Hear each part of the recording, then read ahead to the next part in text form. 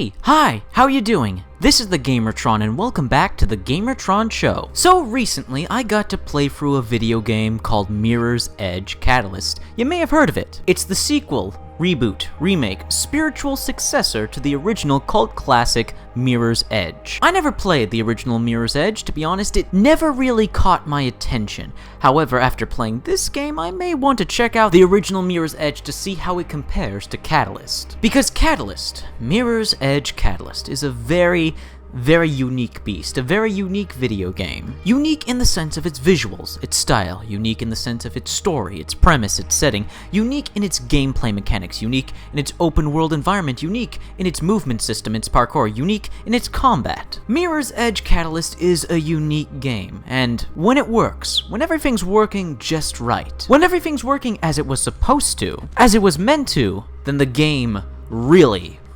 shines. This game has some truly great and memorable moments in it. However, the game's shortcomings greatly hold back and overshadow the shining, glowing, amazing moments in this game. At least in my opinion, that's how I perceive it, that's how I feel about it. Let me explain why. First off, the story, the premise. As with any game, unfortunately, the story and premise when it comes to the case of Mirror's Edge Catalyst is the game's biggest shortcoming. While it is filled to the brim with potential and has great setup for great story bits and great character development, it sabotages itself every chance as it gets and trips and fumbles over its own plot and characters, which is such a damn shame. Now, the actual premise and setting of the game, your playable protagonist, Faith Connors, is part of I guess what you'd call a rebellion. She's part of a group called the Runners that focus on, well, of course, running, delivering secret packages and messages, and sabotaging the operations of K-Sec, or Kruger Sect. This authoritarian corporation that is suppressing the people of Glass City. Now stop me if you've heard this one before, and I'm sure you already have. A science fiction story set in the far future, set in a futuristic city with a group of rebels going up against an authoritarian superpower. Yeah, we've heard this plot before, but there's nothing wrong with it. There's nothing wrong with reusing cliche story beats and premises and setting. There's nothing wrong with using what's been done before, as long as you use it to your advantage. Play with it. Do your own unique spin on it. And at the very least, tell a somewhat engaging story with well-developed characters. And Mirror's Edge Catalyst tries to do this, and fails, in my opinion. Supposed important characters that Faith is supposedly supposed to relate to and cared for are only developed on the basic levels. You get to know their personality, a tiny bit of backstory, and then that's it. Main character Faith rarely, if ever, has actual conversations with the other characters, which leads to all the characters coming off as shallow when they really aren't. There's something there. You can tell that there's a character there, but the game never seems to take the opportunity or the chance to actually develop characters. How do you develop characters? Through conversations. And usually the characters are just talking about the situation, the mission you're on. Every once in a while the characters will talk to one another, and it's some of the very few moments of actual character development. But the game's story seems so obsessed with taking you from one mission to another, just pushing you forward, and never taking a minute to slow down and develop the characters. No, next mission, next mission, next mission. Some of the absolute best video games with the best stories, with the best characters, are the games that know when to slow down and just have the characters talk. Have that moment of having these characters seem real and immerse yourselves with them. It's hard to do that when they're just spouting exposition and mission goals. And whatever salvageable potential that Mirror Edge's story had to be a just decent story, an okay story, was completely eradicated by the ending of this game. Now, I won't go into spoilers, and I may end up, depending if you guys want to see it or not, another video going into just how Mirror's Edge Catalyst ending is just so awful. The pacing is all over the place. The dialogue makes no sense. The character actions are bizarre. The situation is nonsensical. And it tops it all off with sequel bait. I would love to get into more detail, but I don't want to spoil too much for those of you who want to play Mirror's Edge Catalyst for yourself and experience the story for yourself. Just be aware, the ending it's a doozy. Now, I know for the majority of this video, it's been sounding like I've been bashing Mirror's Edge Catalyst, and that's just mainly the story. The story, the plot, the character development, that's what suffers and what hinders Mirror's Edge Catalyst the most, because it has the potential to be great, but it's only mediocre to below average in most cases, which is a shame, which is a real shame, because Everything else in this game is pretty damn good. First off, the visuals. The game is beautiful. It runs on the Frostbite engine, and the game was developed by DICE, and so this being their engine, they know how to utilize it to the best of its abilities, and it shows in Mirror's Edge Catalyst. It's a beautiful game with beautiful textures, well-detailed textures, color. Beautiful usage of color, lighting, special effects, particle effects, you name it. Mirror's Edge Catalyst is a beautiful looking game, a real looker. But what is Mirror's Edge in general most known for?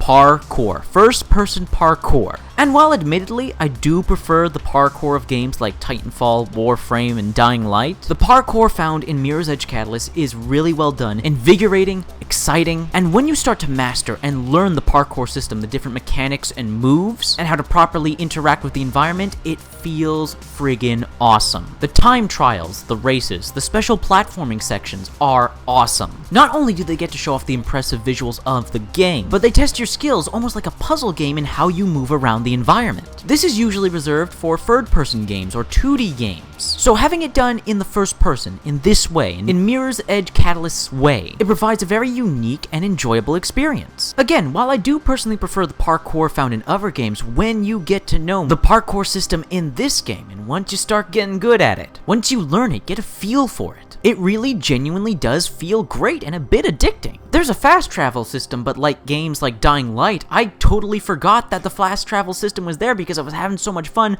parkouring around the environment. Building up speed, wall running, jumping, rolling, and combine the parkour movement mechanics with just the beautiful visuals of the city, it can be pretty immersive. A unique blend of intense and calming. Intense in the sense that, well, you're jumping off rooftops, and if you fall, it's gonna be a long way down. But you get into this flow and rhythm of utilizing the environment to get where you want to go, and that's a real nice feeling. Now, Mirror's Edge Catalyst does feature combat. First-person melee, hand-to-hand combat. This is not a first-person shooter like the original Mirror's Edge could be. The first game let you use a variety of weapons ranging from SMGs to shotguns to assault rifles. That is not here in Catalyst. It is solely hand-to-hand melee combat. And it's pretty simplistic. You have light punches, heavy kicks, and heavy side kicks. You can also build momentum through running and jumping throughout the environment to build up your focus bar almost enacting like a shield. The higher your focus bar, the more enemy projectile and melee attacks will miss. You'll automatically dodge in a sense, while having a manual dodging system already in place. And attacking enemies at great speeds or great heights gives you an extra damage boost. So parkour, in a sense, is also implemented into the combat. Movement is Mirror's Edge Catalyst's greatest asset, whether it be through the parkour or in the combat. You constantly want to be moving in one way or another, and the melee combat does feel good. The animations are satisfying. It really does look like Faith is kicking the ever-loving shit out of these K-Sec security officers, with well-done animation and impactful sounds. And even, if you're lucky, a few satisfying third-person animation takedowns. However, combat is not flawless, and neither is the parkour. The gameplay for the most part in Mirror's Edge Catalyst is solid, but there are a few issues, mostly hit detection. Hit detection in terms of hitting your enemies, how far away your enemies are to hit you, or even hit detection in the sense of interacting with the environment, because there are many times throughout Mirror's Edge Catalyst where I would make a jump, and for some reason not grab the edge. There are many times I would kick or punch, yet sometimes it would not land on the enemy, and there are many frustrating times where an enemy would perform a melee attack, I'd be nowhere near them, and yet they'd still hit me. It's these very unfortunate technical flaws that keep Mirror's Edge Catalyst's gameplay from being really good. It's just good to okay, depending if it's working or not. Because when it works, when everything's working, when the parkour's working as it's supposed to, when the combat's working as it's supposed to, it feels great, and this is the strongest is its gameplay. When it works, it's great. When it doesn't, it hinders everything on top of the poor narrative. And all the writing issues with the narrative and the technical issues with the gameplay keep the game from being great. I really want to love Mirror's Edge Catalyst because when it works, when it's in place and where it's meant to be, it feels great. The game is great. The game is a ton of fun when everything works as it's supposed to. I just can't help but feel if the story had been written better and the game's hit detection slightly modified and worked on a bit more, we could have had a truly great game here, which is a damn shame. I do recommend Mirror's Edge Catalyst. I don't regret playing it. I really enjoyed playing it. I'm glad I played it. Just be aware, if you're looking for flawless gameplay or a deep, well-written story, it's unfortunately not gonna be there, which is damn shame, damn shame. However, Mirror's Edge Catalyst does have some other things going for it, some things on the side that I really liked. There's a great deal of content. This is an open world game, and there's a great deal of side objectives. Collectibles, races, challenges, side missions, enemy strongholds that you can take out and unlock fast travel with, a surprisingly satisfying progression system. I was genuinely surprised at how much I enjoyed leveling up in Mirror's Edge Catalyst, unlocking new abilities and so forth. Oh yes, and to top it all off, with this being an open world game, I love what Mirror's Edge Catalyst does that so many other open world games don't do for some bloody reason.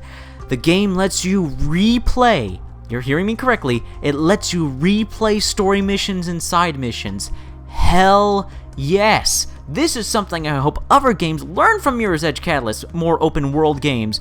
The game lets you replay story missions and side missions. I love that. I love that Mirror's Edge Catalyst does that. I love replayability. I love that I don't have to start an entire new game. Don't have to start the game all the way over again to replay content. So happy lets you replay story and side missions. Thank you, Mirror's Edge Catalyst. Thank you for that. So Mirror's Edge Catalyst, an unfortunately flawed but beautiful game. When it works really well. When it doesn't, it's a damn shame. I still recommend the game, and I recommend you try it out for yourself if you like the first Mirror's Edge, you like open world games, or maybe you have an interest in first-person parkour. Just be aware, don't go into this game for the story. It disappointed me and may disappoint you. And that is where our video will come to a close. Thank you so much for watching. I hope you liked the video. If you liked the video in any way, shape, or form, please hit the like button. Hitting the like button helps you, helps me, helps everybody involved with the video if you hit the like button. Please leave your thoughts, feelings, and opinions in the comment section below. I love reading comments. I get nearly enough comments. Please leave a comment. If you want to help out and support this video, then please share it on social media, Twitter, and Facebook. And if you want to help out and support me directly, then please consider pledging and becoming a patron on my Patreon. Anyways, guys, that's been a video, and I'll see you all later.